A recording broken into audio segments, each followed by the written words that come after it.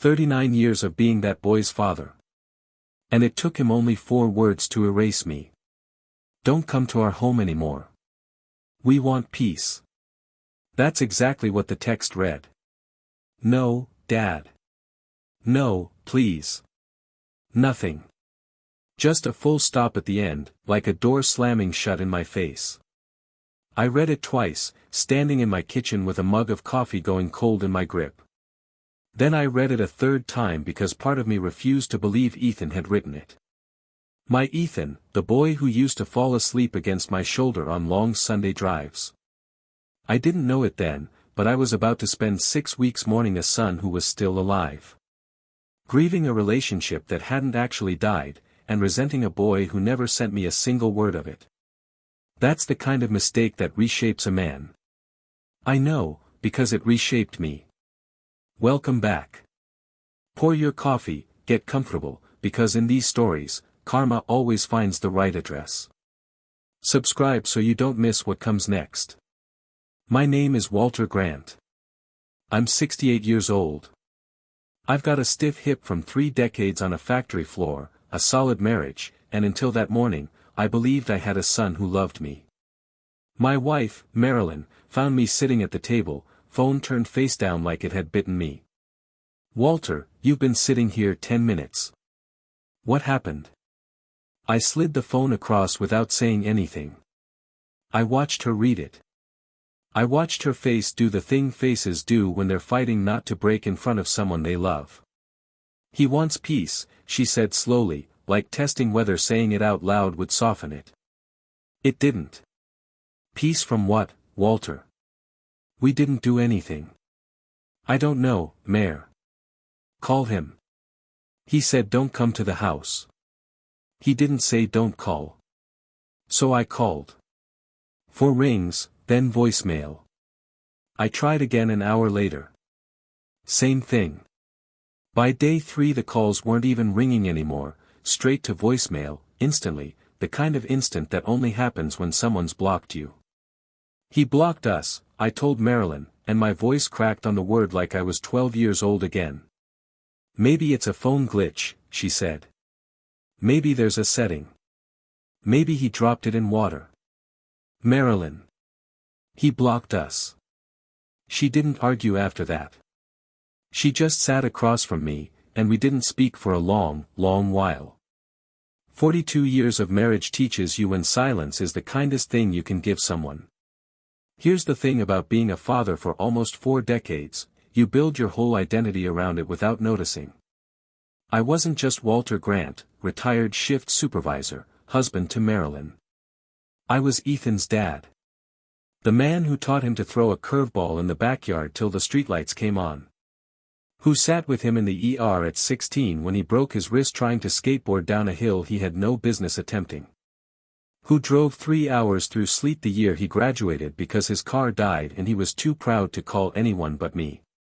I walked him through his first divorce, sat on his couch at 2 in the morning while he cried over a marriage that hadn't worked, told him what my own father once told me, a broken thing isn't a broken man, it's just a broken thing, and men get to try again. He married Denise 6 years back. Nice wedding, out at a vineyard an hour from here, string lights and all. Quiet girl. Always polite. Always smiling in that careful way people smile when there's arithmetic running behind their eyes, though back then I mistook it for shyness, not calculation. Marilyn liked her fine. I liked her fine. We didn't love her like a daughter, not yet, but we were getting there. 6 years isn't nothing. They had a daughter, Chloe, 8 years old, with Ethan's exact laugh, that bright, surprised bark that makes a whole room laugh along even before they know the joke. I used to pick her up from school on Thursdays, back when Thursdays were still mine. We'd get ice cream even in the cold months, and she'd tell me these long, winding stories about her friends that had no beginning and no end, just middle, forever middle. I loved every second of it. I hadn't seen Chloe in 6 weeks.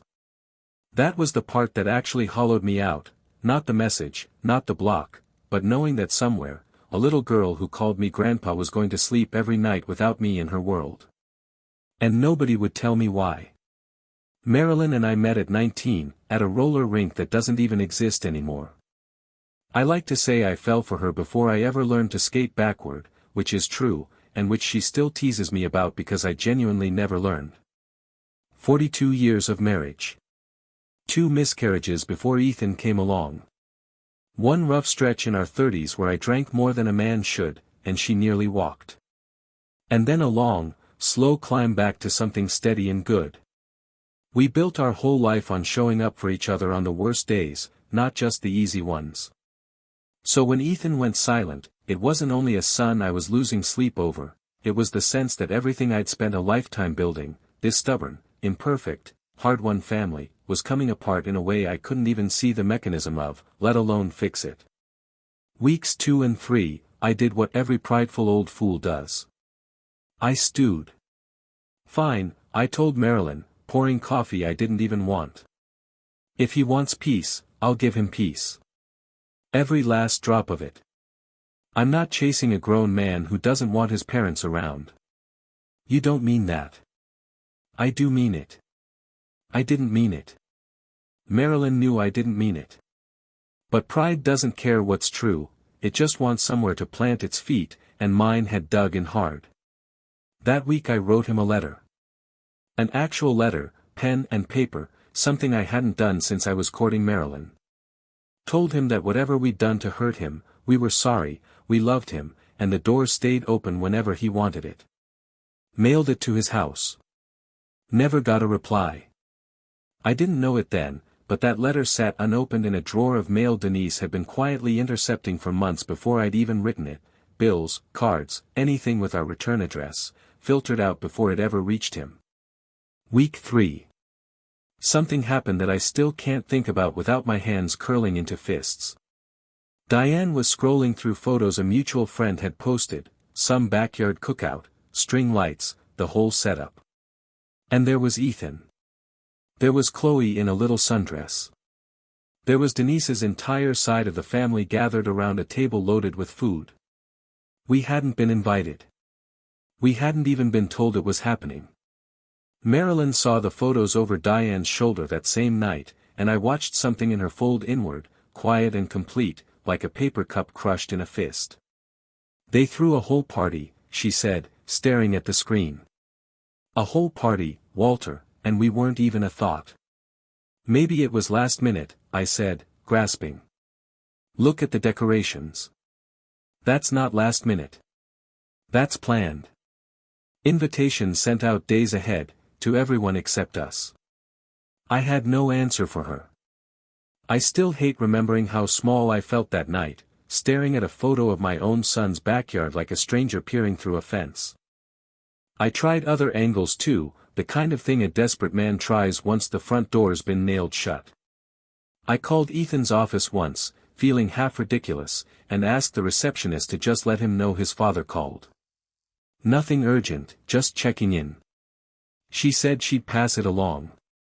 I never heard back, and I told myself that was proof enough of how he felt, when in truth, as Nathan would later confirm from Ethan's own account, the message never made it past a sticky note that never landed on his desk, lost in ordinary office chaos. No conspiracy needed for that one, just bad luck stacked on top of everything Denise had already engineered. I even drove to Chloe's school one afternoon and parked across the street like a fool, just hoping for a glimpse of her getting off the bus. Didn't get out of the truck. Didn't approach her.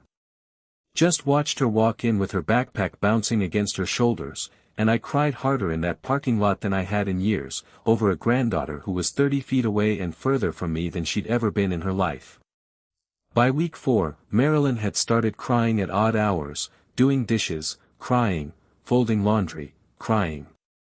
I'd walk in and she'd wave me off, blame allergies, and I'd pretend to believe her, because that's easier than admitting your whole family is quietly falling apart in a kitchen in the middle of nowhere and you don't know why. I didn't know it yet, but someone very close to us had been counting every one of those tears like a scoreboard. My friend Marcus has known me since we were 19, standing in the same recruiter's line, both too broke and too stubborn to admit we were scared. 50 years later, he's the only man alive who can tell me I'm being an idiot and actually get me to listen. He showed up on a Saturday with 2 coffees and sat down without asking. "You look like hell, Walter." "Thanks, Marcus. Real comforting." "I'm serious. You've lost weight. Marilyn's been calling around. You two haven't heard from Ethan in over a month." "He blocked us." Marcus set his coffee down slow, the way he does right before he says something he's already decided you won't like. "Blocked you how?" "Every way there is. Phone, texts. I drove by the house last week just to see if his car was there." "You didn't." "I didn't go up to the door. Just drove by." "Sue me." Marcus leaned forward. "In 39 years, has that boy ever gone quiet on you like this? Even after his divorce, even at his angriest?" I actually thought about it, turned the years over like stones, looking for one that matched. "No," I said. "Never. Not even at 17 when I grounded him for wrecking my truck." "Then something's wrong. And I don't mean wrong with you. You think something happened to him?" "I think," Marcus said carefully, "that a man who goes quiet on his own parents for 6 straight weeks, with no fight, no blow-up, no explanation, that's not a man choosing silence. That's a man being kept from making noise." "So what do I do? Show up on his porch, beg him to unblock me?" "No. You don't beg anybody for the right to love your own son. But you don't sit here rotting either. You keep the door open, quiet and steady, so whenever he does come looking, there's something left standing to come back to." "And if he never comes looking?" Marcus went quiet a moment, turning his cup slowly. "Then at least you'll know you didn't slam the door yourself," he said. "There's a difference between a door someone else closes on you, and one you close on your own family out of pride.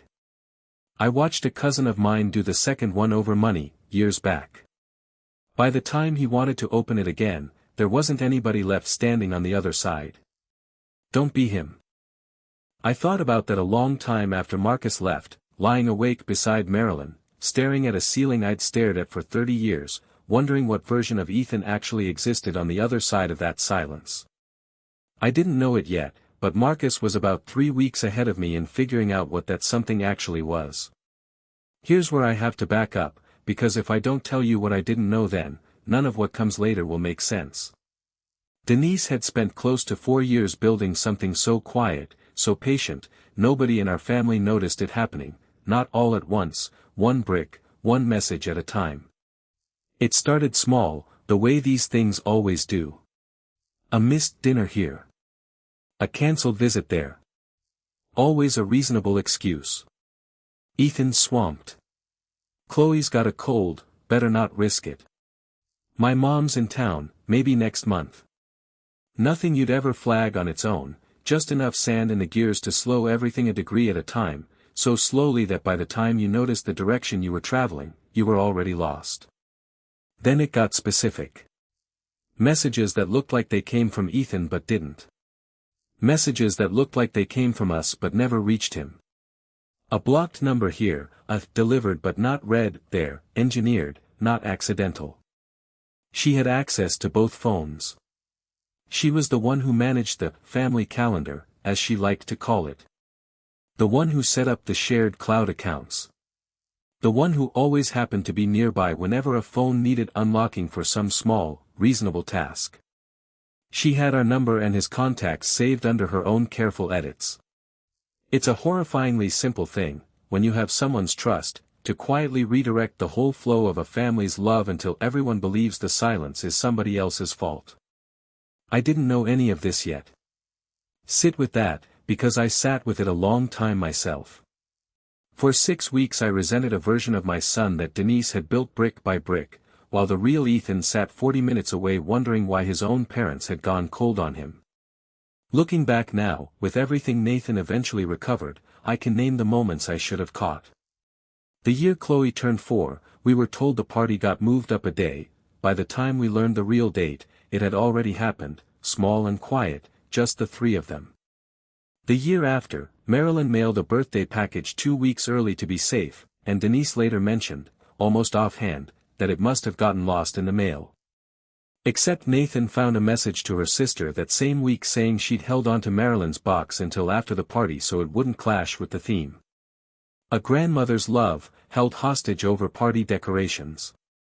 There was the stretch when Ethan's work sent him traveling 2 straight months, and every time Marilyn called to check on Chloe, Denise gave the same tired line, "She's already asleep, it's late, we'll call you back." The call back never came. We wrote it off as busyness, because the alternative was too ugly to consider, that someone we'd welcomed into our family was deliberately starving us of our own grandchild, one polite excuse at a time.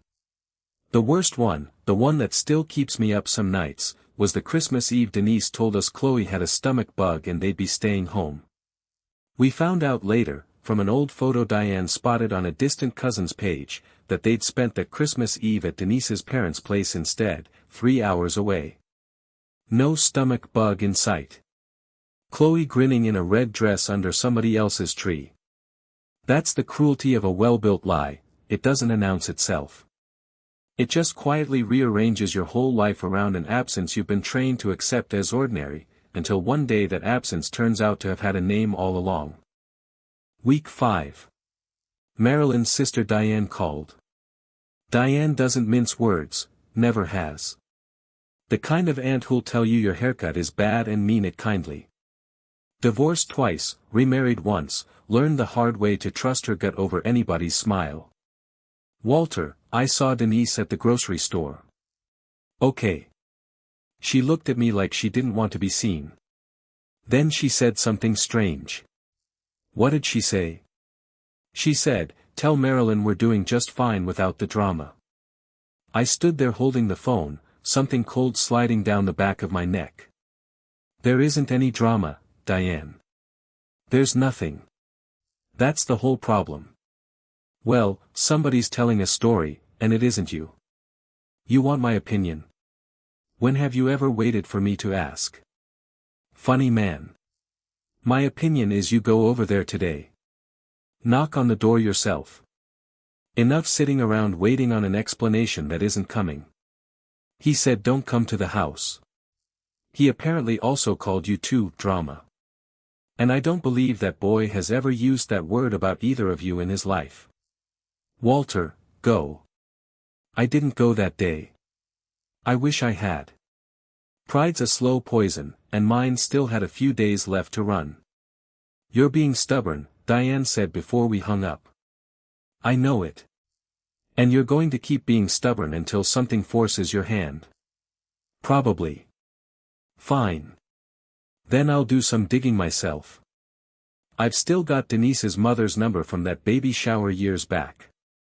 She called back 2 days later, and I could hear in her voice she hadn't found anything solid, only more strangeness. Denise's mother had been short with her, evasive in a way that wasn't like her, muttering something about things being tense, without ever explaining what. Diane said it was like talking to someone reciting a line they'd been handed, not a woman speaking her own mind. "Something's being managed, Walter.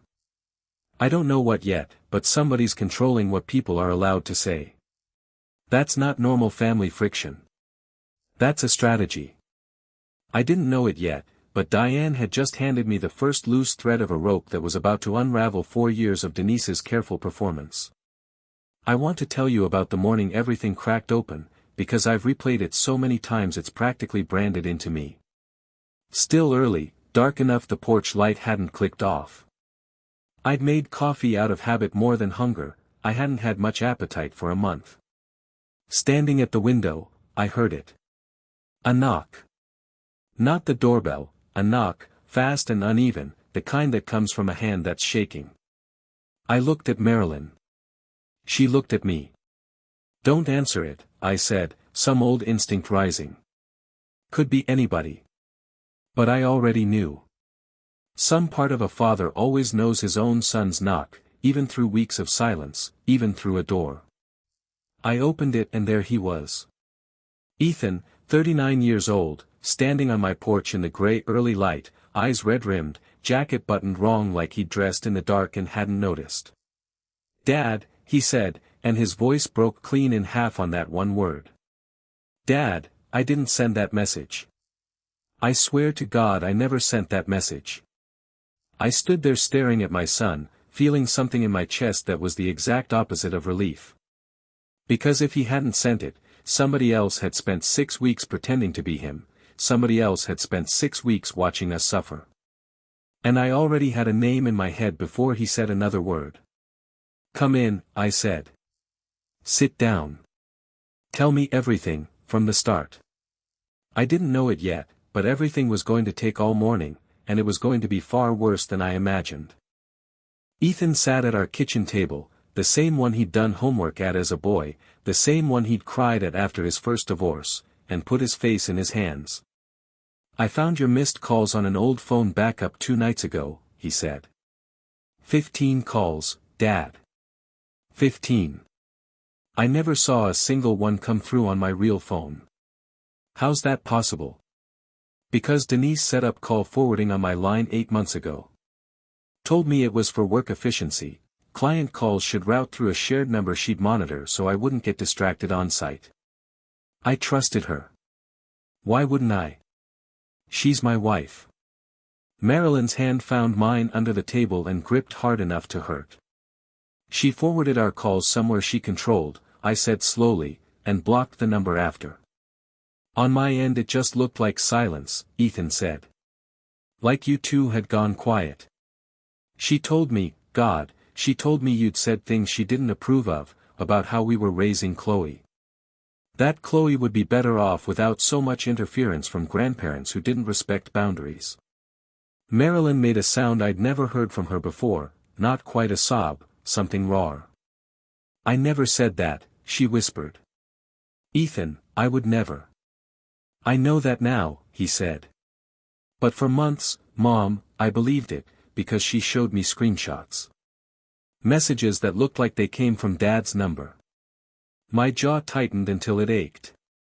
Fake, I said. Fake, Ethan confirmed. I didn't know it yet, God, I sound just like you right now, Dad. But I didn't know that my own wife had been running 2 separate versions of my family in front of me for years, and I only ever got to see the one she built. What changed? I asked. What made you check? He let out a short, humorless laugh. Chloe.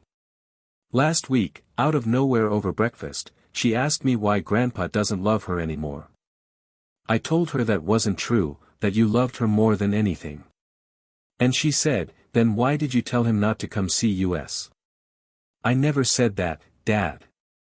Never, in front of her. So either she overheard something I didn't say, or somebody else did the same. He told me what the 2 days before that knock had looked like, how he'd sat in his own driveway for 20 minutes after that breakfast question, unable to go inside, running back through months of small, strange moments that never quite added up. Denise always handling the phone when it rang during family time. Denise always the one relaying what his parents had supposedly said, instead of ever putting them on speaker. Her sudden urgent need to check his phone for work stuff, the one time he'd left it charging in another room. Every single time, he told himself he was being paranoid, that marriages have friction, that in-laws have friction, that surely his own wife wouldn't lie about something as basic as whether his mother had called. Then he found the backup. 15 missed calls that had never rung through. And something in him went cold and still, the way a house goes quiet right before a storm. My nephew Nathan works in IT for a living, the kind of job where he explains things to me like I'm slightly hard of hearing, which, fair, I sort of am. That morning, with Ethan's phone on the table between us, his skill mattered more than it ever had. He showed up within the hour, laptop bag over his shoulder, looking like a man walking into a crime scene, which in a way he was. Show me everything, he told Ethan. Don't clean it up, don't explain it. Just show me.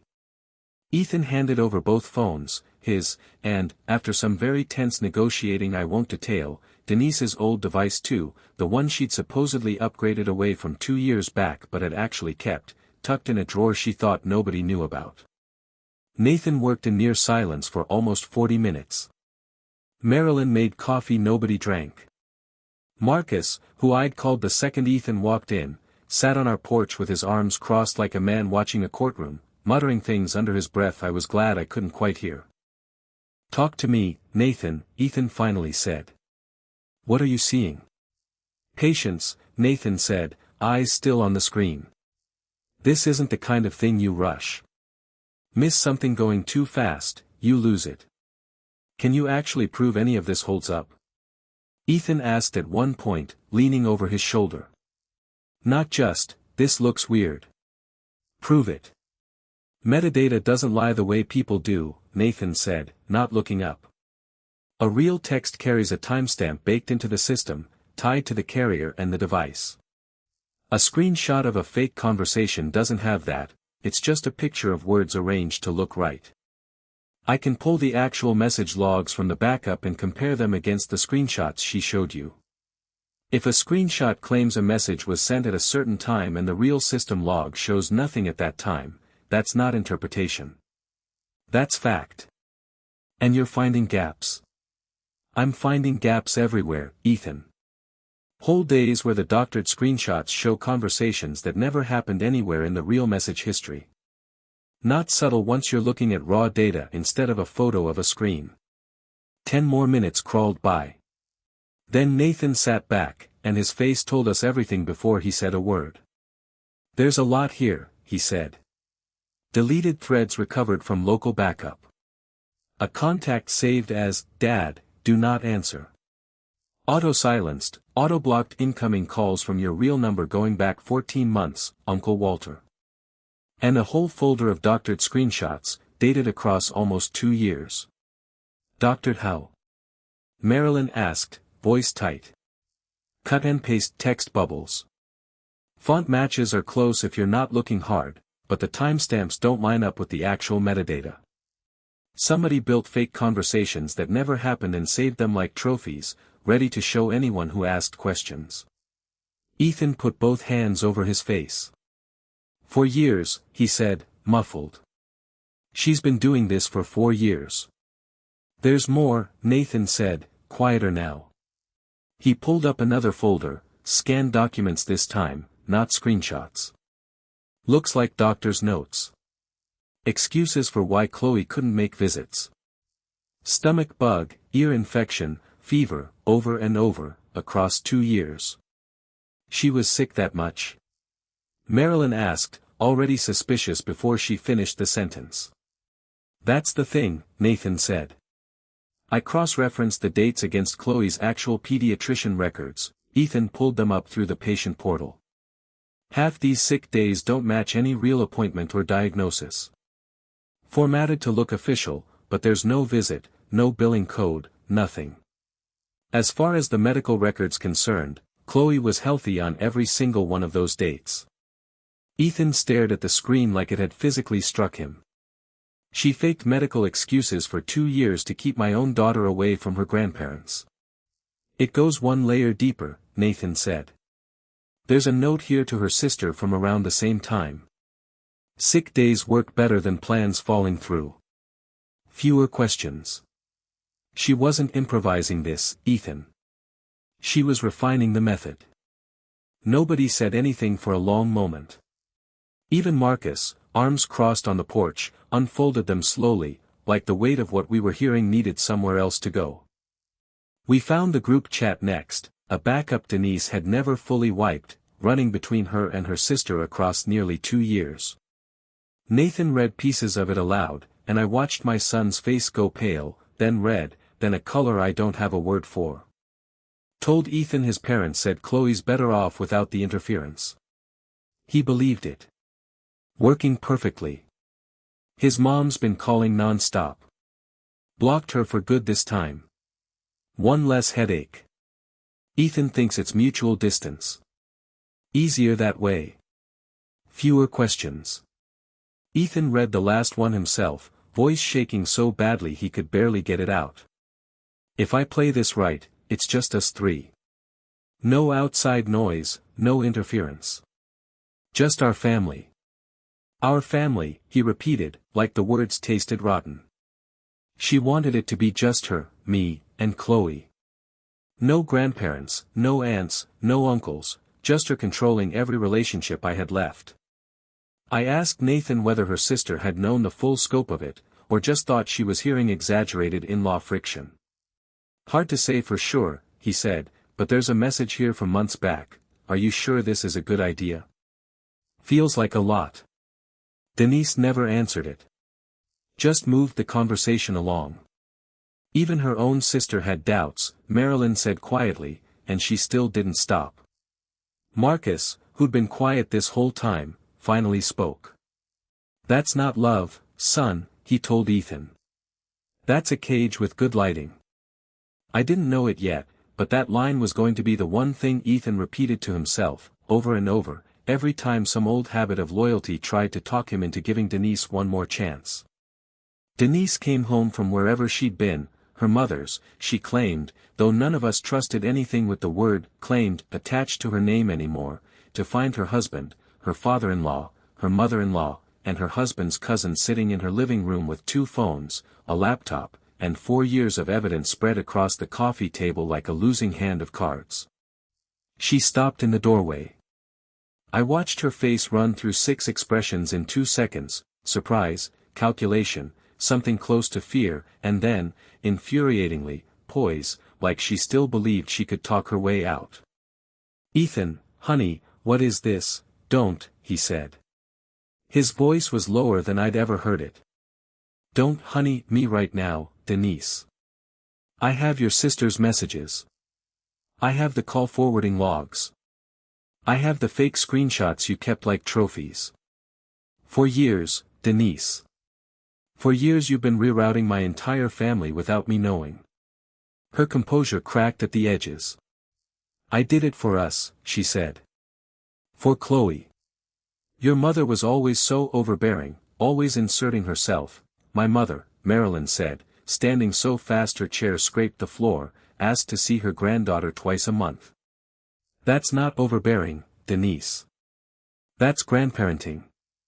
You don't understand what it's like, Denise snapped, the mask fully slipping now.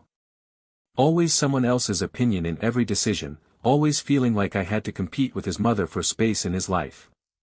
So you erased her, I said. It wasn't a question. You didn't want space, Denise. You wanted a monopoly. Marilyn stepped closer, voice trembling but steady underneath. Do you have any idea what the last 6 weeks did to me? I stopped sleeping. I stopped eating right. I thought my son hated me. I went through every memory I had of him trying to find what I'd done wrong, and there was nothing, because none of it was real. I never wanted you to feel that, Denise said.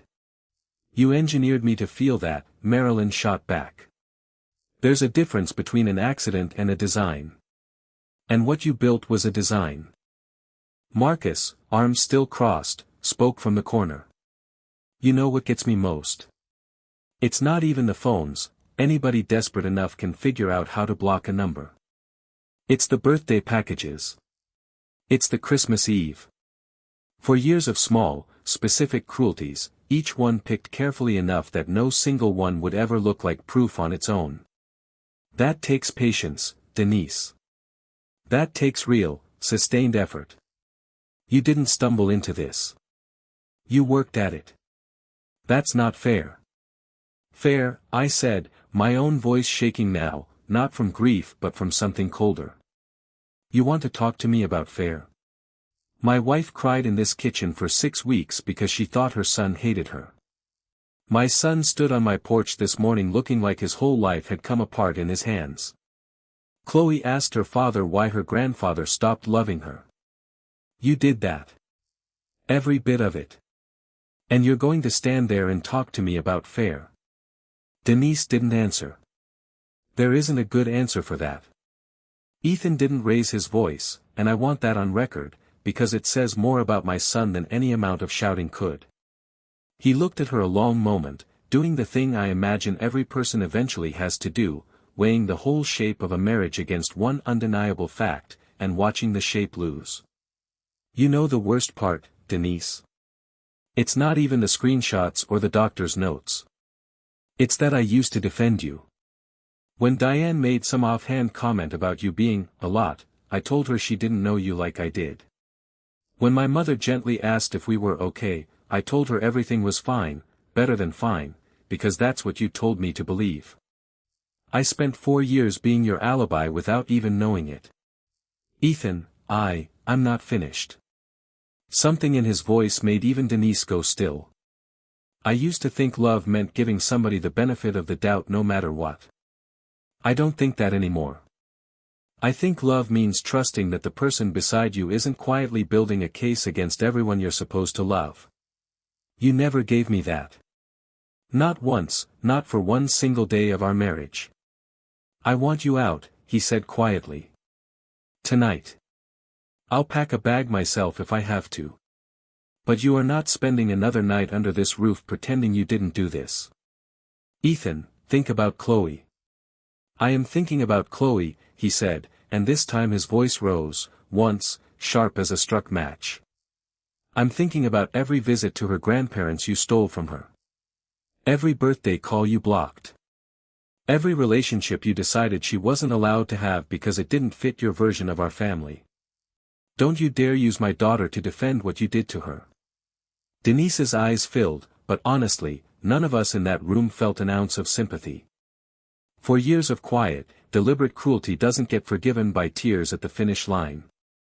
Some doors, once you understand what's happened behind them, don't get to close softly. They get slammed, and they stay that way. You'll regret this, Denise said, reaching for something sharper once pleading failed. You'll never manage Chloe's schedule without me. You don't even know her pediatrician's number. I'll learn it, Ethan said. I learned everything else about my own family today. I think I can manage a phone number. That flat, exhausted, completely done sentence was the exact moment my son stopped being someone Denise could manipulate and became someone she could only lose to. Take a second here, if this story's already got you gripping your coffee mug, go ahead and hit that subscribe button now. Trust me, you don't want to miss where this one lands. The weeks that followed weren't clean, real life rarely is. Ethan hired a lawyer within days, sharp and no nonsense, who said she'd rarely seen a paper trail hand a case to her client this completely. There was a custody arrangement to hammer out, and Ethan fought for every visit, every holiday, every hour with his daughter, like a man who finally understood what he'd nearly let slip away without ever knowing it was happening. Denise's attorney tried early on to frame it as a misunderstanding, boundary setting, he called it, as though 4 years of forged conversations and rerouted calls were an overzealous scheduling preference. Ethan's lawyer didn't blink. She laid the recovered messages out one by one, the deleted threads, the auto-block contact entry, the sister's messages, and asked calmly whether boundary setting was the term anyone wanted to use for 4 years of deliberate, secret sabotage of a man's relationship with his own parents and his own daughter. Nobody used that term again. At the custody hearing, Denise took the stand and tried once more to reframe herself as a mother simply protecting her daughter from an overbearing extended family. I was trying to give my daughter a peaceful home, she said, calm and even, the same practiced poise I'd watched crack in her living room, now reassembled for a judge who'd never met her before that morning. Every choice I made was for Chloe. Ethan's lawyer stood, unhurried, and asked a single question. Ms. Grant's counsel has entered into evidence a message from you to your sister reading, quote, if I play this right, it's just us three. No outside noise, no interference, just our family. Can you explain to the court how blocking a child's grandparents from her life for over a year constitutes protecting her peace? Denise didn't answer right away. The silence stretched long enough that even the judge shifted in her seat. I felt overwhelmed, she finally said. I made mistakes in how I handled my feelings. You didn't make a mistake, Ms. Grant, the judge said quietly, cutting in before the lawyer could respond. A mistake is forgetting to mention a phone call. What's documented here is a sustained, multi-year effort involving forged messages, engineered call blocking, and a paper trail showing clear premeditation. I've seen a lot of families come through this courtroom claiming the other party is difficult or controlling. I don't usually see documentation like this to back it up. She ordered supervised visitation only, pending full review, and made plain in her ruling that no further unilateral decisions about who Chloe was allowed to love would be made by Denise alone, not without oversight, not for a long time. Denise tried for a while to spin the story to anyone who'd listen, her own family, mutual friends, anyone who hadn't already seen the evidence laid out on that coffee table. But evidence has a stubborn habit of outlasting a good story, and once Nathan had backed everything up somewhere she couldn't quietly delete it, her version of events didn't have anywhere left to live. Her sister stopped speaking to her within the month, once she understood how deep the manipulation actually ran. She'd called Ethan directly, voice shaking, once she realized her private messages had become evidence in a custody proceeding. "I thought it was just venting," she told him. "In-law stuff. Everybody complains about in-laws. I didn't know she was actually doing half of what she told me she was doing. I swear, I didn't know about the fake doctor's notes, the call forwarding. I thought we were just talking." "You told her it felt like a lot," Ethan said. "You wrote that." "I know what I wrote. I also never imagined it meant this. I'm sorry, Ethan. I don't know how to fix any of it, but I'm sorry." Ethan didn't ask her to fix anything, only to testify truthfully if it came to that, which in the end it did. She sat in that courtroom, visibly uncomfortable, and confirmed every message Nathan had recovered was real, was hers, exactly what it appeared to be. "I'm not going to sit here and tell you Denise ended up destitute and alone in some dramatic ending, because that's not usually how these things go, and I promised myself long ago I wouldn't lie in the telling of my own story, not even for a better ending. What I will tell you is this: she lost her husband. She lost the trust of her own family. She lost full custody, settling for closely supervised visitation after a judge read through 4 years of documented manipulation and decided someone capable of that kind of sustained deception couldn't be trusted alone with an 8-year-old girl. She lost every relationship she'd spent 4 years quietly hollowing out, and she lost them because of the exact thing she'd built them on, a foundation made entirely of lies, which doesn't hold weight once someone finally checks. And us, we didn't offer her forgiveness. Not 1 ounce. Some people will tell you forgiveness is always the higher road, that holding on to anger only poisons you. I understand that philosophy, even respected in the abstract. But there's a difference between letting go of anger for your own peace, and pretending someone who spent 4 years engineering your family's grief deserves a seat back at your table. We chose the first. We never once considered the second. I ran into Denise myself at the pharmacy, maybe 5 months after everything came apart. She looked thinner, tired around the eyes in a way 4 years of quiet scheming apparently hadn't cost her, but 1 season of consequences had. "Walter," she said, careful, testing the ground. "How's Chloe doing?" "She's doing wonderfully," I said. "Sees her grandmother and me every week now. Real visits, real calls. No forwarding, no blocking, nothing standing in the way."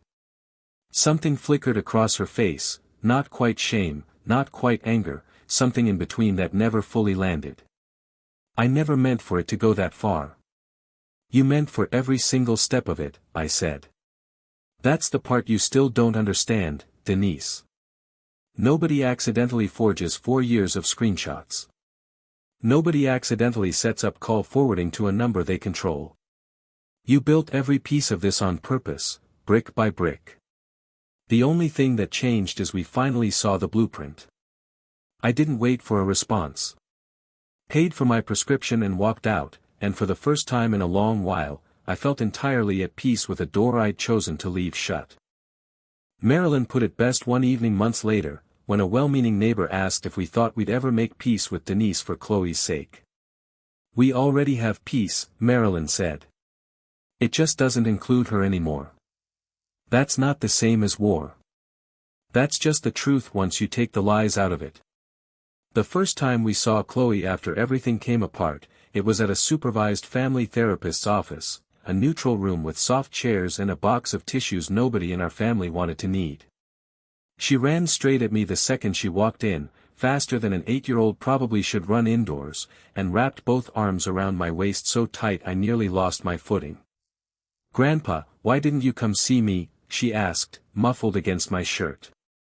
Daddy said you were busy for a long time. I crouched to her level the way I used to when she was small enough to need a boost onto the porch swing. I wasn't busy, sweetheart. Somebody made a mistake. A big one. It kept us apart a while, but that's over now. Your grandma and I aren't going anywhere ever again. Promise. She held out her pinky the way she'd done since she was 4, and I hooked mine around hers like it was the most solemn contract ever signed in that little office. In a way, it was. Ethan rebuilt things with us slowly, deliberately, the way you rebuild anything that nearly fell down around you. He started calling every few days, just to talk, no agenda, the way he used to before Denise ever started managing his calendar for him. He brought Chloe by more and more as the court process settled, until supervised quietly became unsupervised, and unsupervised became simply family, the way it always should have been. Chloe calls me every week now. Actual calls, not blocked, not forwarded, not filtered through anyone's carefully managed version of our family. Just an 8-year-old telling her grandpa about a spelling test, or a frog she found by the creek, or how her dad taught her to ride a bike without training wheels last weekend, going on 20 minutes about one wobble and one fall and getting back up like it was the greatest adventure of her whole young life. Ethan comes by most weekends now. Sits at that same kitchen table. Some nights we don't even talk about any of it anymore, we just watch a game, fix something in the garage, or let Chloe run around the backyard while Marilyn spoils her with more sweets than any responsible grandmother should allow. Some nights Ethan still goes quiet in a certain way, and I know exactly where his mind's gone, back over 4 years, doing the math on birthdays missed, calls that never rang. I don't rush him out of it. I just sit with him the way I did when he was 16 with a broken wrist. The way a father sits with his son through whatever needs sitting through. I keep thinking about how close I came to never finding out, he told me once, staring at nothing in particular. If Chloe hadn't asked that question over breakfast, if I hadn't checked that old backup, I could have spent the rest of my life thinking you two just stopped loving us. But you did find out, I told him. That's the part that matters. Not how close it came.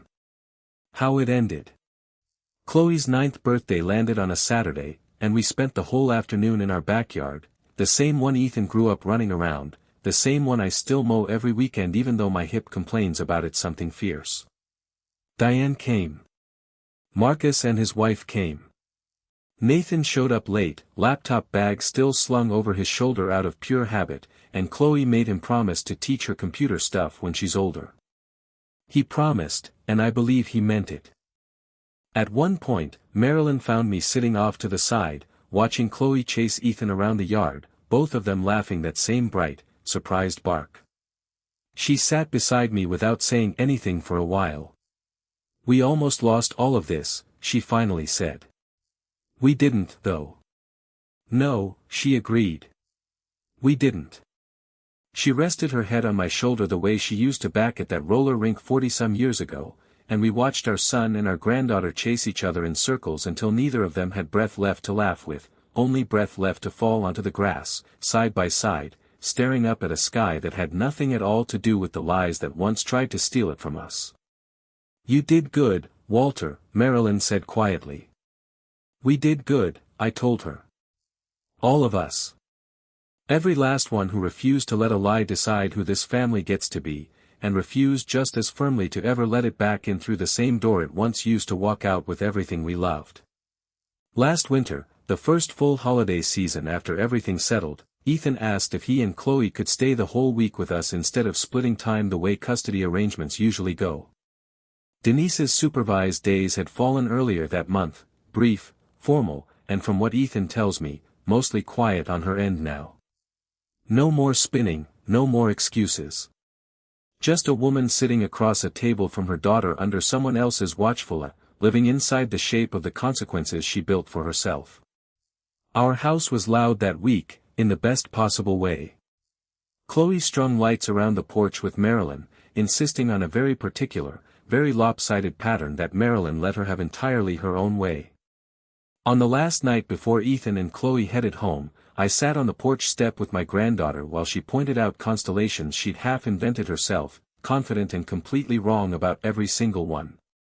I didn't correct her once. Ethan came and sat on my other side, quiet a while, watching his daughter make up whole galaxies out of nothing. "Thank you," he said eventually. "For not giving up on me. Even when I looked like I'd given up on you. You never gave up on us," I told him. "Somebody just made sure you never got the chance to prove it. There's a difference, son. There always was." I didn't know it, standing in my kitchen that gray morning with a cup of cold coffee and 4 words that weren't even really from my son.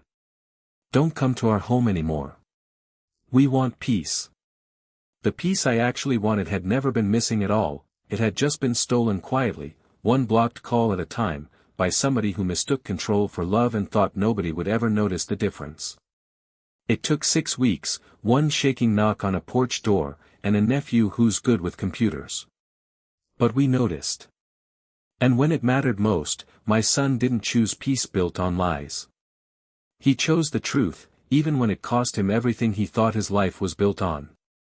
Especially then. That's the kind of man I raised. What broke it in the end wasn't anger, and it wasn't forgiveness either. It was one 8-year-old girl asking an honest question over breakfast, and one father who finally let himself believe the silence didn't add up. And if you've made it this far with me, thank you for sitting through this whole story. If it moved something in you, don't scroll past without hitting that subscribe button. There's another story just like this one waiting for you next. I think about that a lot these days, sitting on my porch some evenings with Marilyn beside me, Chloe's laugh still ringing somewhere in the house behind us. How close the whole truth came to never surfacing at all. It didn't happen that way. And I intend to spend whatever years I've got left making sure nobody in this family ever has to wonder again whether the people who love them are still there, behind a silence that isn't really theirs.